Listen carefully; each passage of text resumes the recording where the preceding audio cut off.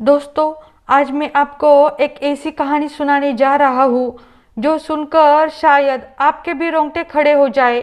इसलिए आपसे निवेदन है कि इस कहानी को आखिर तक ज़रूर सुनिएगा, क्योंकि इसके अंत में छुपा सच हमें यह सोचने पर मजबूर कर देता है कि इस समाज में आखिर किस तरह के लोग रहते हैं और हमें किस पर कितना भरोसा करना चाहिए। तो चलिए कहानी को शुरुआत करते हैं। एक दिन की बात है। एक बेटा अपने मरहूम पिता के कमरे की अलमारी की सफाई कर रहा था। सफाई करते करते अचानक उसकी नज़र एक पुराने बंद संदूक पर पड़ी। जिज्ञासा से भरे उस बेटे ने जैसे ही संदूक खोला तो उसके अंदर उसे एक पुराना खत मिला। उस खत के ऊपर साफ साफ लिखा था, इसे मेरे मरने के बाद ही खोलना।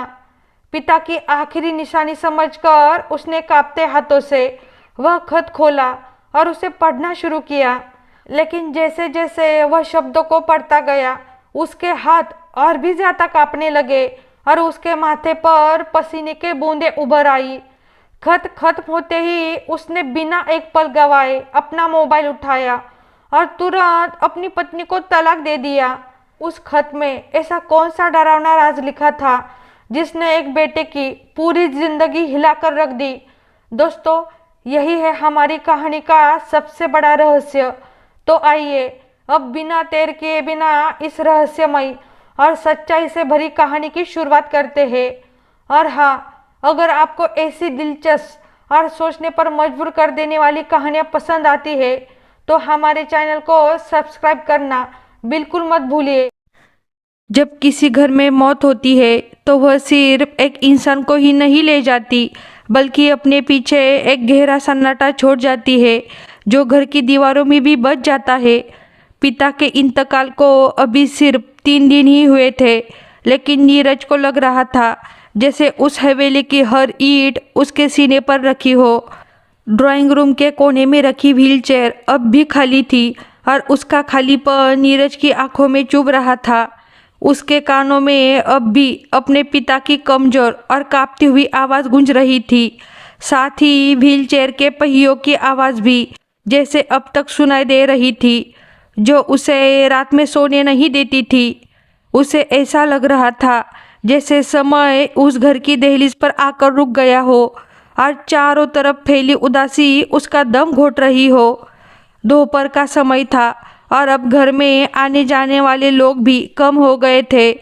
घर के आंगन में फैली खामोशी किसी आने वाले तूफान की आहट जैसी लग रही थी और तेज धूप होने के बावजूद पूरे माहौल में एक अजीब सी ठंडक और बेचैनी महसूस हो रही थी। तनुजा वीर को सुलाने के लिए कमरे में ले गई थी। तभी हवेली के बाहर वाले दरवाजे पर हल्की सी दस्तक हुई। नीरज भारी कदमों से दरवाजे तक गया। जैसे ही उसने दरवाज़ा खोला, सामने डॉक्टर रोशन खड़े थे। वे नीरज के मरहूम पिता के पुराने दोस्त थे। रांची में वे सिर्फ सांत्वना करने नहीं आए थे, बल्कि नीरज के बहुत करीबी और भरोसेमंद भी थे। उनके चेहरे पर अजीब सी थकान थी और आंखों में गहरा दुख साफ दिखाई दे रहा था, जो किसी आम सांत्वना करने वाले के चेहरे पर नहीं होता। उन्होंने चुपचाप नीरज के कंधे पर हाथ रखा और उसे ड्राइंग रूम के एक अंधेरे कोने में ले गए, जहाँ किसी और की नज़र न पड़ सके। डॉक्टर रोशन के हाथ हल्के हल्के काँप रहे थे। उन्होंने अपने कोट की अंदर वाली जेब से एक पुरानी और जंग लगी चाबी निकाली और बहुत संभाल कर नीरज के हथेली पर रख दी। नीरज हैरानी और उलझन में उस ठंडी चाबी को देखने लगा। तब डॉक्टर रोशन ने भारी और कांपती आवाज़ में कहा, नीरज बेटा, यह तुम्हारे पिता के कमरे की अलमारी के सबसे नीचे बने गुप्त खाने की चाबी है। तुम्हारे पिता ने अपनी ज़िंदगी के आखिरी समय में मुझसे वादा लिया था कि यह चाबी उनके मरने के बाद सिर्फ तुम्हें ही दी जाए और किसी और को इसके बारे में पता भी न चले। यह बहुत बड़ी अमानत है जो वे तुम्हें देना चाहते थे। उन्होंने मुझसे कसम लेकर कहा था कि जब तुम उस अलमारी को खोलो तब उस कमरे में तुम्हारे अलावा कोई और नहीं होना चाहिए। यह सुनकर नीरज का दिल तेज तेज धड़कने लगा। उसकी उंगलियां उस खुरदरी चाबी को कसकर पकड़ चुकी थी।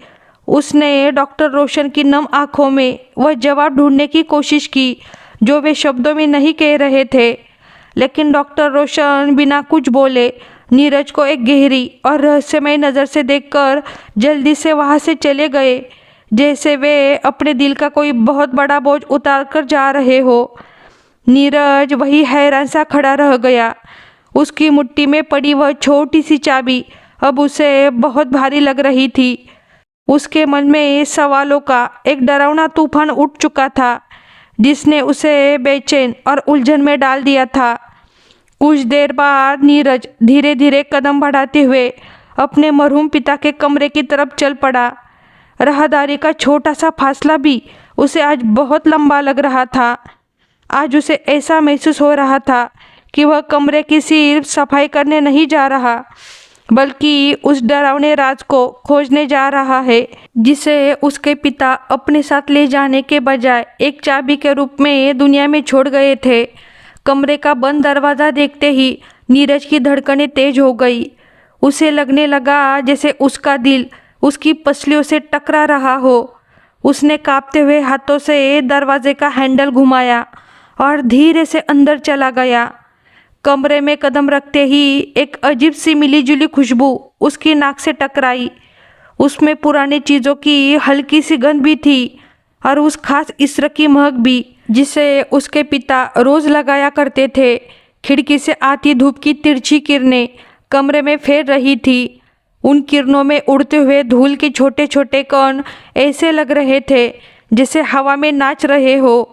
बिस्तर की चादर वैसे ही सिलवटों से भरी पड़ी थी और सिरहाने पर वही तस्वीर रखी थी जिसे उसके पिता घंटों बैठकर देखा करते थे। लेकिन आज नीरज की नज़रें इन सब चीज़ों को छोड़कर सीधे कमरे के कोने में रखी पुरानी लकड़ी अलमारी पर जाकर ठहर गई। वह धीरे धीरे कदम बढ़ाते हुए अलमारी के पास पहुंचा। हर कदम के साथ उसके मन में नए सवाल उठने लगे। आखिर पिताजी ने यह चाबी मुझे ही क्यों दी? उन्होंने यह जिम्मेदारी तनुजा को क्यों नहीं दी जो दिन रात उनकी सेवा करती थी? क्या कोई ऐसी बात थी जिसे वह अपनी बहू से छिपाना चाहते थे, या फिर उन्हें तनुजा पर भरोसा नहीं था? और डॉक्टर रोशन के चेहरे पर उम्मीद और बेबसी एक साथ क्यों दिखाई दे रही थी? क्या कोई ऐसा खानदानी राज था जिसे पिताजी ने पूरी जिंदगी मुझसे छिपा कर रखा? इन्हीं सवालों के बीच नीरज का दिल और दिमाग उलझ गया। उसके हाथ इतने कांप रहे थे कि अलमारी का दरवाज़ा खोलना भी मुश्किल हो रहा था। आखिर उसने हिम्मत करके अलमारी खोली और सीधे नीचे वाले खाने की तरफ झुक गया। वहाँ एक पुराना लोहे का संदूक रखा हुआ था। वह आम संदूकों से थोड़ा अलग दिख रहा था। उस पर एक भारी ताला लगा था और उस पर जमी हुई धूल बता रही थी कि उसे कई सालों से किसी ने छुआ तक नहीं था। नीरज ने वह चाबी पुराने लोहे के ताले में लगाई।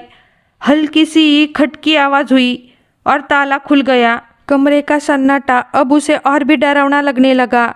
उसने धीरे धीरे संदूक का भारी ढक्कन उठाया। जैसे ही ढक्कन खुला उसके कुंडों से चिरचिराने की आवाज़ आई।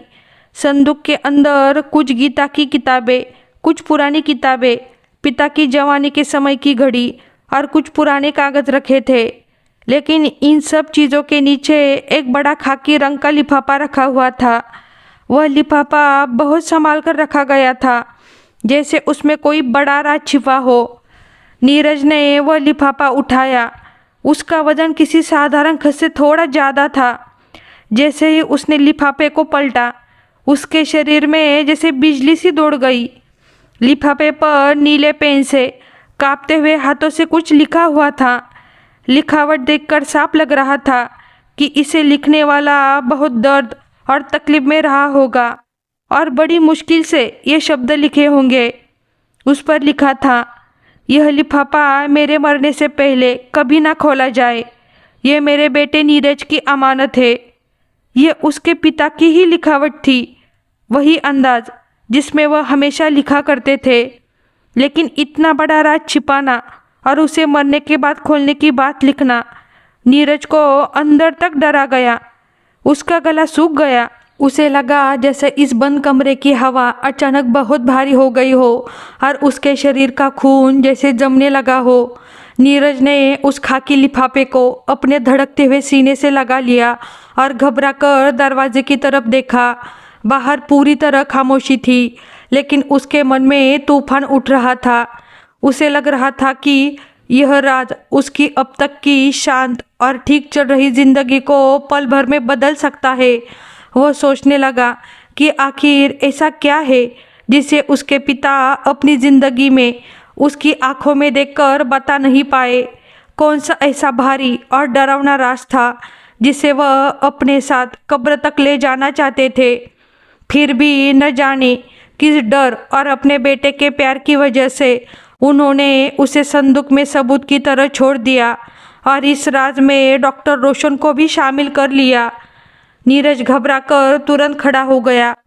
उसने संदूक को वहीं छोड़ दिया और जाकर कमरे का दरवाज़ा अंदर से बंद कर दिया। ताले के बंद होने की क्लिक की आवाज़ उस शांत कमरे में किसी तेज धमाके जैसी लग रही थी। फिर वह वापस आया और बिस्तर के किनारे बैठ गया। उसकी सांसें बहुत तेज चल रही थी। कांपते हुए हाथों से उसने लिफाफे की सील खोलने की कोशिश की। उसके हाथ इतने कांप रहे थे कि लिफाफा खोलने में उसे कई मिनट लग गए। आखिरकार सील टूट गई। नीरज ने लिफाफा उल्टा किया और अंदर रखी चीज़ें बिस्तर पर गिरा दी। लिफाफे से दो चीज़ें निकली। एक बहुत लंबा खत जिस पर कांपते हुए हाथों की लिखावट थी और दूसरी एक सरकारी कागज़ जिसे बहुत संभाल कर तह करके रखा गया था। उस कागज़ के कोने पर शहर की सबसे महंगी और मशहूर मेडिकल लैब का लोगो बना हुआ था। नीरज ने अभी उस रिपोर्ट पर ध्यान नहीं दिया। उसने कांपते हाथों से खत खोला। खत के कई हिस्सों पर स्याही फैली हुई थी, जैसे लिखते समय किसी के आंसू कागज़ पर गिर गए हो। नीरज ने पढ़ना शुरू किया। मेरे मासूम और सीधे साधे बेटे नीरज, जब तुम यह खत पढ़ रहे होगे तब शायद मैं इस दुनिया में नहीं रहूँगा। हो सकता है कि तुम मुझे कभी माफ़ न कर सको कि मैंने तुमसे इतनी बड़ी सच्चाई छुपाई, लेकिन मेरे बच्चे, मेरी मजबूरी को समझना। मेरे शरीर का दाया हिस्सा फालिज की वजह से बेकार हो गया था, लेकिन मेरी ज़ुबान पर ताला मेरी बेबसी ने लगाया हुआ था। मैं जीते जी तुम्हारा घर, तुम्हारी दुनिया और तुम्हारी खुशियाँ टूटते हुए नहीं देखना चाहता था, लेकिन अब मैं भगवान के पास जा रहा हूँ और यह गुनाह अपने सिर पर लेकर नहीं जाना चाहता। तुम जिस धोखे में जी रहे हो वह मौत से भी ज़्यादा भयानक है। यह पढ़ते ही नीरज की आंखों के आगे अंधेरा छा गया। उसे लगा जैसे कमरे की दीवारें उसके ऊपर गिर रही हो। उसके मन में सवाल उठने लगे कि आखिर यह कैसा धोखा है। वह पिता जो हमेशा उसे सब्र रखना सिखाता था और जिसने कभी तनुजा के खिलाफ एक शब्द भी नहीं कहा, आखिर वह किस भयानक सच्चाई की बात कर रहा था। नीरज का दिल बहुत तेज धड़कने लगा, लेकिन उसने हिम्मत जुटाकर खत फिर से पढ़ना शुरू किया। नीरज, तुम परदेश में महीनों तक रात रात भर जागकर मेहनत करते रहे ताकि अपने घर में खुशियाँ ला सको। तुम हमेशा कहते थे कि तनुजा एक फरिश्ता है जिसने तुम्हारी किस्मत बदल दी। काश मैं तुम्हें बता पाता कि जब तुम एयरपोर्ट से बाहर काम के लिए जाते थे तब इस हवेली के दरवाजे आखिर किसके लिए खुलते थे। मैं व्हीलचेयर पर लाचार बैठा रहता था और मेरी आंखों के सामने वह सब होता था जिसे देखने से पहले अंधा हो जाना बेहतर था। यह हिस्सा पढ़ते ही नीरज के हाथ से कागज़ छूटकर बिस्तर पर गिर गया। उसकी रीढ़ में ठंडी सिहरन दौड़ गई और उसके माथे और गर्दन पर पसीने की बड़ी बड़ी बूंदें चमकने लगी। उसका दिल और दिमाग जैसे सुन्न हो गए। उसी समय उसके दिमाग में कुछ पुराने धुंधले दृश्य घूमने लगे जिन्हें उसने अपनी अंधी मोहब्बत और तनुजा पर भरोसे की वजह से हमेशा नज़रअंदाज कर दिया था। उसे 3 साल पहले की एक दोपहर याद आई। वह ड्यूटी से घर लौटा था। तनुजा किचन में थी और उसका 2 साल का बेटा खेलते खेलते अपने दादा की व्हीलचेयर के पास चला गया। नीरज ने दूर से देखा कि उसके पिता ने बच्चे को प्यार करने के बजाय नफरत से अपना चेहरा दूसरी तरफ घुमा लिया। जब बच्चे ने उनका हाथ पकड़ने की कोशिश की तो बूढ़े ने झटके से अपना हाथ छुड़ा लिया। यह देखकर नीरज तुरंत वहां पहुंचा और पहली बार अपने पिताजी से ऊंची आवाज में बोला, पिताजी आप क्या कर रहे हैं? यह मासूम बच्चा है, आपका अपना खून और आपका पोता है, आप इससे इतनी नफरत क्यों करते हैं? पिता कुछ नहीं बोले, बस उनकी आंखों में आंसू बहने लगे। उन्होंने कांपती हुई उंगली से तनुजा की तरफ इशारा किया, जो किचन के दरवाजे पर खड़ी उन्हें देख रही थी। तनुजा तुरंत आगे आई, बच्चे को गोद में उठाया और बोली, नीरज पिताजी की तबीयत ठीक नहीं रहती, इसलिए वे चिड़चिड़े हो गए हैं, आप इन पर गुस्सा मत करें। नीरज ने उसकी बात मान ली। तभी अचानक एक और घटना उसके दिमाग में बिजली की तरह कौंध गई। सर्दियों की एक रात वह काम से बहुत देर से घर आया था। रात के करीब 3 बजे उसकी नींद खुली तो उसने देखा कि बिस्तर खाली है। वह पानी पीने के लिए उठा तो उसकी नज़र बालकनी की तरफ गई। वहाँ तनुजा अंधेरे में खड़ी फ़ोन पर किसी से बात कर रही थी। उसकी आवाज़ में एक अजीब सी हंसी और चमक थी जो नीरज ने पहले कभी नहीं सुनी थी। जैसे ही नीरज ने बालकनी का दरवाज़ा खोला, तनुजा घबरा गई और तुरंत फ़ोन काट दिया। उसके चेहरे का रंग उड़ गया था। नीरज ने हैरानी से पूछा, इतनी रात को किसका फ़ोन था? तनुजा ने रोने जैसी शक्ल बनाकर कहा, मेरी मौसी की तबीयत बहुत ख़राब है, उनकी बेटी का फ़ोन था। नीरज ने उसकी बात पर भरोसा कर लिया और उसे समझाकर शांत कर दिया। लेकिन उसी रात जब नीरज मुड़ा तो उसने लाउंज के अंधेरे में अपने पिता की व्हीलचेयर देखी।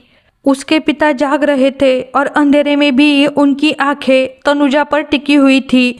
उनकी आंखों में जो डर और बेबसी थी, आज नीरज उसे समझ पा रहा था। यह सब याद करते ही नीरज हाँफता हुआ फिर से हॉल में आ गया। उसके सीने में ऐसा दर्द हो रहा था जैसे किसी ने खंजर खोप दिया हो। जिस तनुजा से वह बेहद प्यार करता था, जिसके लिए उसने अपनी पूरी जवानी मेहनत करते हुए बिता दी, वही आज एक धोखा बनकर सामने खड़ी थी। वह कांपते हाथों से फिर से खत पढ़ने लगा। उसकी आंखों से गिरते आंसू खत की स्याही को भी फैला रहे थे। खत में लिखा था, बेटा मैंने तुम्हें यह सब इसलिए नहीं बताया क्योंकि उसने मेरी दवाइयों में नशे की गोलियां मिलाकर मुझे बिस्तर तक सीमित कर दिया था। उसे डर था कि अगर मैं कुछ बोलूँगा तो वह मेरी ज़ुबान हमेशा के लिए बंद कर देगी। वह मुझे दिन रात ताने देती रहती थी। लेकिन एक रात मैंने उसकी एक फ़ोन कॉल सुन ली। उस फ़ोन पर उसने जो बातें की, उन्होंने मुझे अंदर से पूरी तरह तोड़ दिया। तभी मैंने सच जानने का फैसला किया। नीरज ने पढ़ा, मैंने अपने पुराने डॉक्टर दोस्त डॉक्टर रोशन को चुपचाप बुलाया और उनसे एक टेस्ट करवाने की विनती की।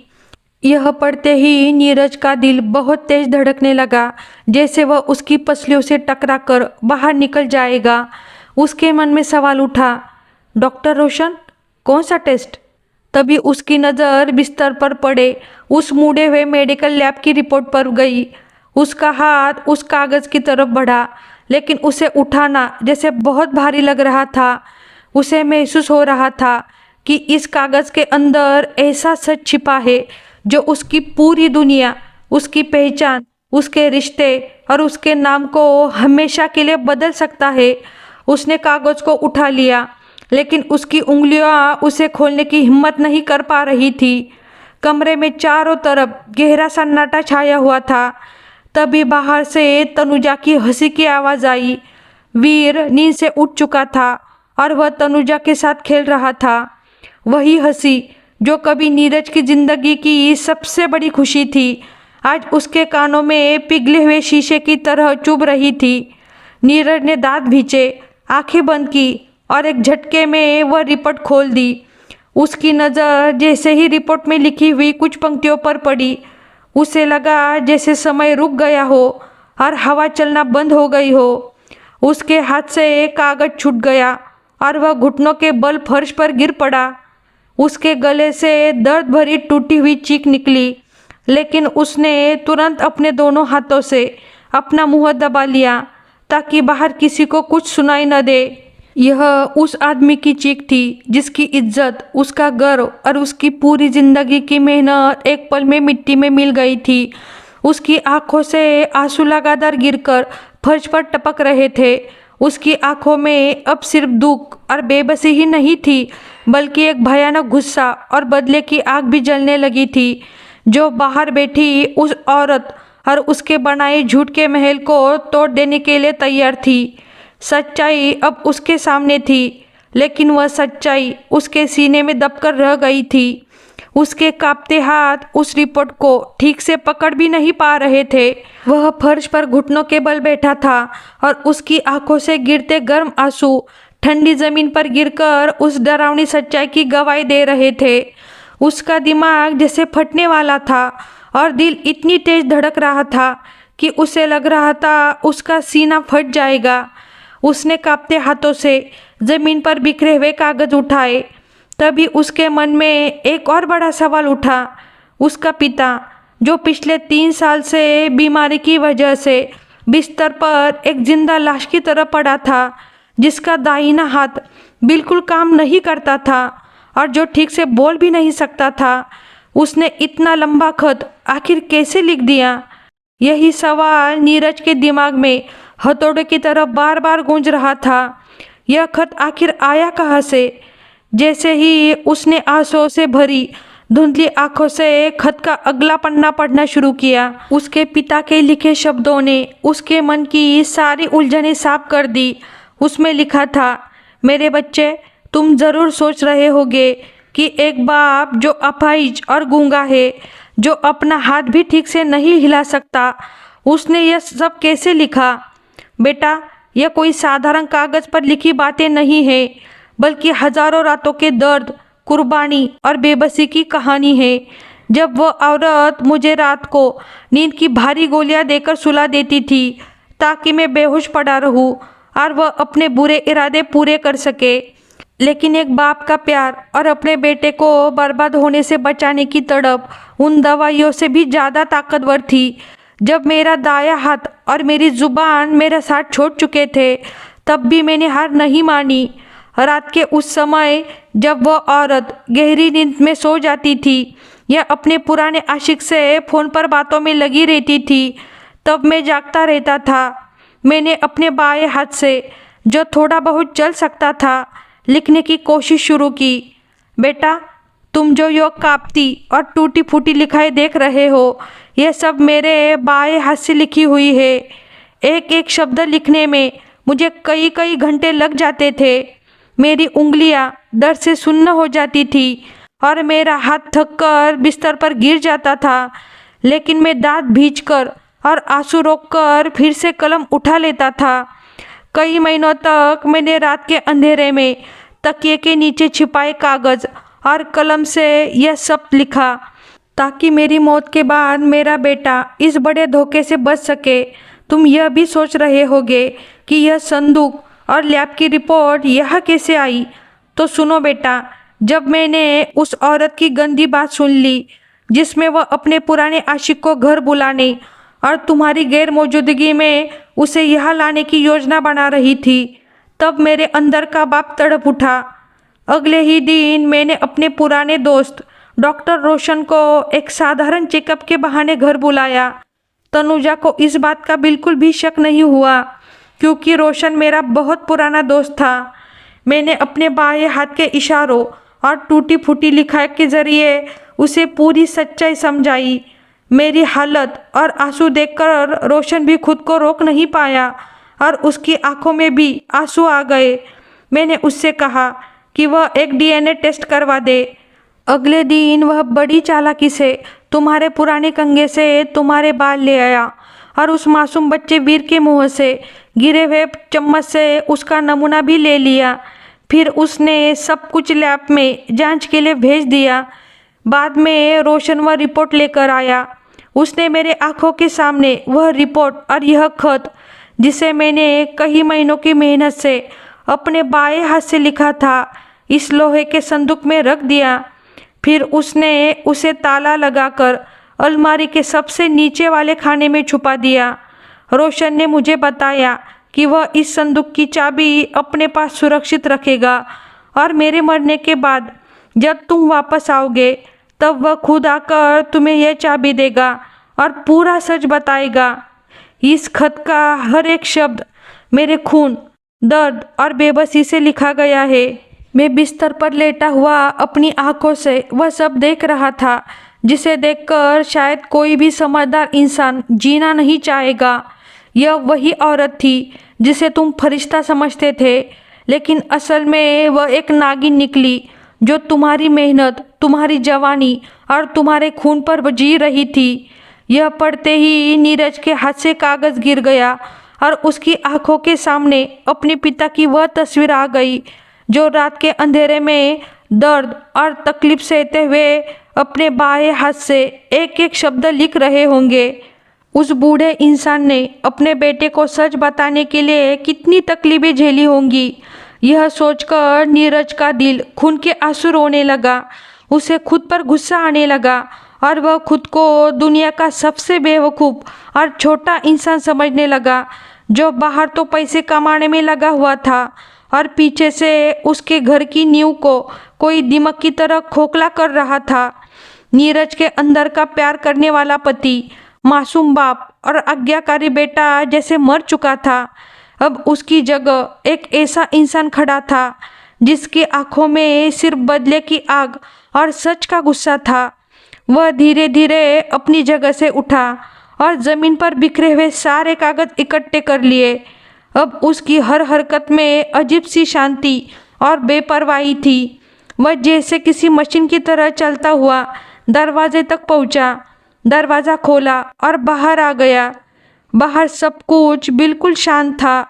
लाउंज में दोपहर की हल्की रोशनी फैली हुई थी। टीवी पर कार्टून चल रहा था और वीर, जो कुछ देर पहले तक उसके लिए दुनिया की सबसे कीमती चीज़ था, कालीन पर बैठा खिलौनों से खेल रहा था।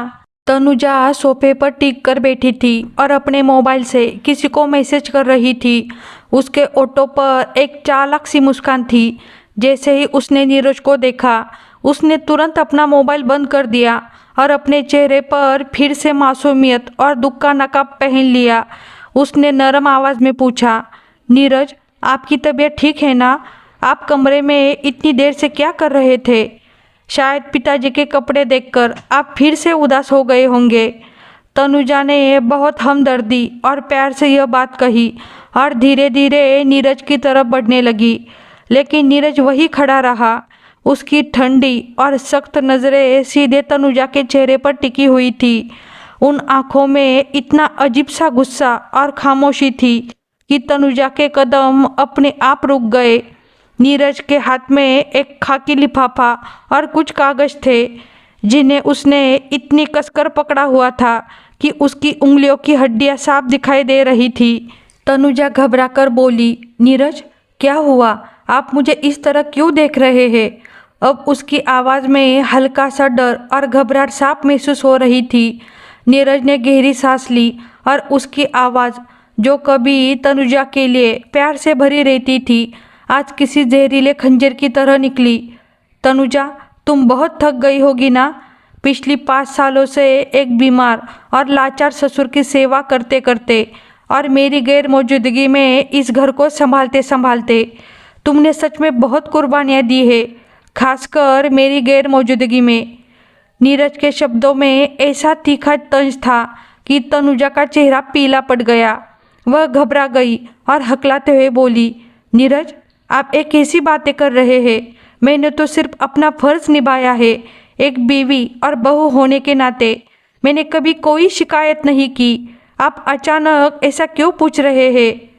नीरज के ओठों पर एक कड़वी और बूझी हुई मुस्कान आ गई। उसने अपनी मुट्ठी में दबाए हुए कागज़ और वह खत पूरी ताकत से तनुजा की तरफ फेंक दिया। कागज़ हवा में उड़ते हुए फर्श पर बिखर गए और उनमें से एक मेडिकल लैब की रिपोर्ट सीधा जाकर तनुजा के पैरों के पास गिर गई। नीरज गुस्से में बोला, तुमने अपना फर्ज बहुत अच्छे तरह निभाया है तनुजा। इतना अच्छा कि मेरे बूढ़े पिता को, जिनका दाया हाथ काम नहीं करता था, रात के अंधेरे में अपने बाएं हाथ से मेरे लिए और अपने दर्द की पूरी कहानी लिखनी पड़ी। नीरज की आवाज़ अब इतनी तेज और सख्त हो गई थी कि जैसे पूरे कमरे की दीवारें हिल रही हो। वीर डर गया और रोते हुए सोफे के पीछे छिप गया। जैसे ही तनुजा की नज़र उन कागज़ों पर पड़ी, खासकर मेडिकल लैब की रिपोर्ट पर, उसके पैरों तले ज़मीन खिसक गई। उसका सांस रुक सा गया और चेहरा एकदम पीला पड़ गया, जैसे किसी ने उसका दिल कसकर पकड़ लिया हो। नीरज एक कदम आगे बढ़ा और उसकी आंखों में देखते हुए बोला, इसे पढ़ो, इस कागज़ को उठाओ और मुझे बताओ इसमें क्या लिखा है। यह उस धोखे का सबूत है जिसकी आग में मैं पिछले 5 सालों से जल रहा हूँ। तनुजा के हाथ पैर बुरी तरह कांपने लगे। उसने किसी तरह वह रिपोर्ट ज़मीन से उठाई और उसकी नज़र उन शब्दों पर टिक गई जो उसकी बर्बादी का सच बता रहे थे। नीरज जोर से चिल्लाया, जोर से पढ़कर सुनाओ, मुझे बताओ कि मेरी गैर मौजूदगी में तुम इस घर के पवित्र दरवाज़ों के अंदर किस अजनबी को लाती थी। मेरे बूढ़े और बेबस पिता को नींद की गोलियां देकर तुम मेरे ही बिस्तर पर किस आदमी को सुलाती रही। पढ़ो तनुजा, तुम तो कहती थी कि वीर मेरी जिंदगी है, मेरा खून है। तो अब मुझे बताओ कि इस रिपोर्ट के आखिरी हिस्से में क्या लिखा है। तनुजा के ओठ काँप रहे थे और उसकी आंखों से डर के आंसू बह रहे थे। वह कुछ कहना चाहती थी, कोई बहाना बनाना चाहती थी, लेकिन सबूत इतने साफ और डरावने थे कि उसकी जुबान जैसे बंद हो गई थी। नीरज ने उसके हाथ से रिपोर्ट झटके से छीन ली और गुस्से में चिल्लाकर बोला, मैं बताता हूँ इसमें क्या लिखा है। इसमें साफ लिखा है कि इस बच्चे वीर और मेरा डीएनए बिल्कुल नहीं मिलता। इसका मतलब है कि यह बच्चा मेरा नहीं बल्कि उस आदमी का है जिसके साथ तुम पिछले 5 साल से मेरे पीठ पीछे धोखा कर रही थी। तुमने मेरे पिता को एक जिंदा लाश बना दिया ताकि वे तुम्हारा सच किसी को बता न सके, और तुम मेरी मेहनत की कमाई अपने उस आशिक पर लुटाती रही।